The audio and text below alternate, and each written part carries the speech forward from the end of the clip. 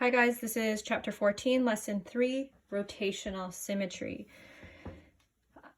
The goal for this lesson is to determine whether and how a shape can be turned to fit on itself.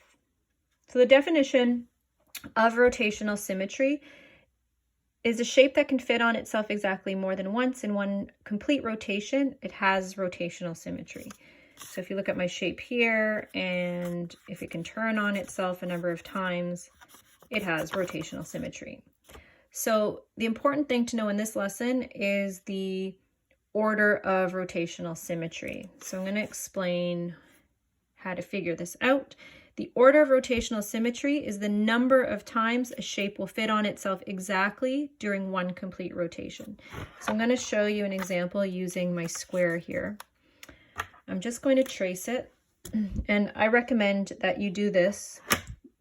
You can cut out shapes online. I just Googled printable shapes and I cut them out. And then that way, if you need a visual to actually turn your shapes to see how many times it fits on itself, you have a nice collection there. So those are very handy. So I'm going to take my square here and I'm going to trace it. There's my square, not perfect, but that's okay. The middle dot is my center of rotation because that's where I'm going to be turning it from. And this little star or asterisk that I put on the left-hand corner is just for me to be able to see where it's going, and when I complete one full rotation, it's going to come back to this point. So I'll show you what I mean by that. So I'm turning my shape, and now it's turning on itself. There's once, right? My star is there. So I'm just going to keep record of this just so I don't lose track.